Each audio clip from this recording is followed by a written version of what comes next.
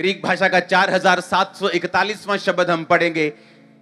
Establish का मतलब, स्थिर का मतलब स्टेरिजो, जिसका मतलब है to turn resolutely in a certain direction, established, strengthen. Resolutely का मतलब होता है, जैसे ये साइंटिस्ट यूज करते हैं, हमारा रेजोल्यूट जा रहा है, आ रहा है।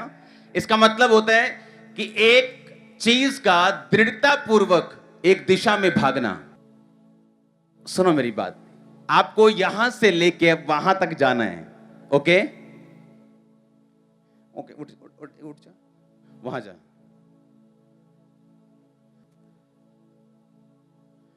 आजा। ओके, आराम से आना। अब ये बंदा, परमेश्वर ने इसको बुलाया और इसकी दौड़ है वहां से लेके वहां तक जाना। इसकी दौड़ के बीच में, इंटरवल्स में, परमेश्वर इसको ब्लेस करेगा ताकि ये अपनी दौड़ में भाग सके। दाऊद दौड़ में भागता रहा, उसके बच्चे, उसके जो भाई थे वो पाप में गिरते रहे, लेकिन वो बाइबल कहती है कि चरवाही के टाइम पे भी परमेश्वर के साथ वफादार था, और जब भागता रहा प्रभु के साथ, सीधी लाइन में चलता रहा, तो शमूएल आया और उसको मसा कर गया। समझ आई कि नहीं?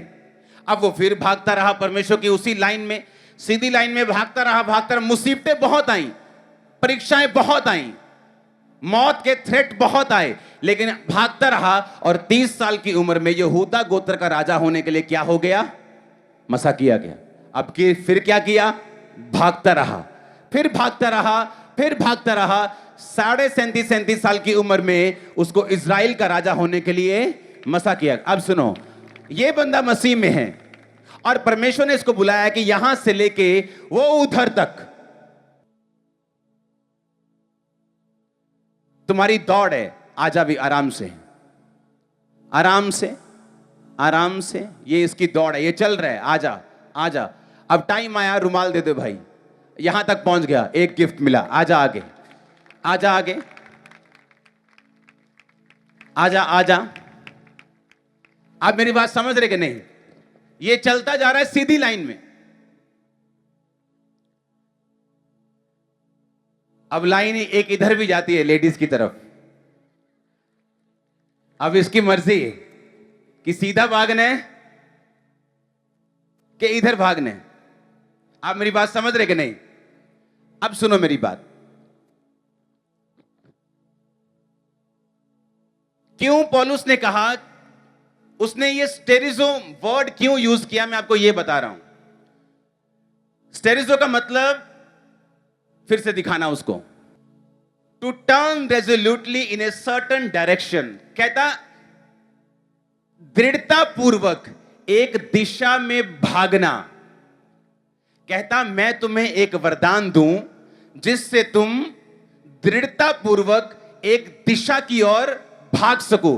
क्यों? क्योंकि जब तुम एक ही दिशा जो प्रभु ने तुम्हारे लिए चुनी, तुम भागते जाओगे, तुम्हारी लाइफ सेम नहीं रहेगी। उसी दिशा में तुम्हें इज्जत मिलेगी, उसी दिशा में परिवार सेव होगा, उसी दिशा में हीलिंग है, उसी दिशा में बरकत है, उसी दिशा में फाइनेंस है, उसी दिशा में पापों से आजादी है, श्रापों से आजादी है, मुक्ति है, सब कुछ उसी दिशा में है। अब होता क्या है, जब कलीसिया के पास वरदानों की कमी होती और सिर्फ बातें कर करके वचन से वो थक जाते हैं, फिर जब वो सीधा चल रहे होते हैं इधर को मुड़ जाते हैं, क्योंकि वो वरदान की क्या है? कमी है। इसलिए पौलुस ने क्या कहा? उसने ये कहा कि मैं आकर तुम्हें सिखाऊंगा। उसने कहा मैं इंपार्ट करूंगा। उसने ये नहीं कहा मैं, वो वचन की शिक्षा में सबसे अधिक था वो पौलुस के ऊपर कोई नए नियम में वचन की शिक्षा में स्ट्रांग नहीं था। सबसे अधिक कलीसियाएं पौलुस ने स्थापित की। पूरा यूरोप, पूरा वो एरिया पौलुस ने प्रचार कर करके भर दिया था। एरिया में जगह नहीं थी जहां प्रचार नया कर सके, इतना प्रचार वो कर चुका था। वो पौलुस कह रहा है जो वचन में गहरा था, वो पौलुस कह रहा है जो कलीसियां स्थापित करता था। कहता मैं तुम्हारी लाइफ में कुछ इंपार्ट करूंगा ताकि तुम एक सर्टेन डायरेक्शन में दृढ़ता पूर्वक भाग सको।